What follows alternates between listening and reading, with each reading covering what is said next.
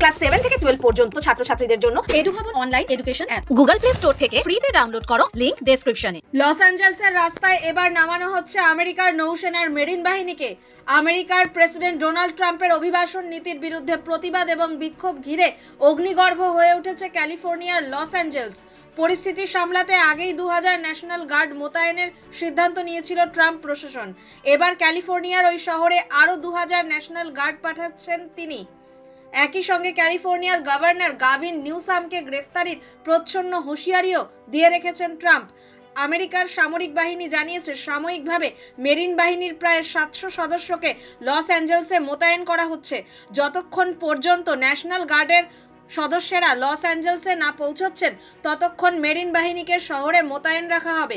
ট্রাম্পের অভিবাসন নীতি ঘিরে গত কয়েকদিনে লস অ্যাঞ্জেলস শহরকে রণক্ষেত্রের চেহারা নিতে দেখা গিয়েছে। হিংসায় আশ্রয় নিলে ফল ভালো হবে না বলে বিক্ষোভকারীদের আগেই কড়া বার্তা দিয়ে রেখেছে ট্রাম্পের প্রশাসন।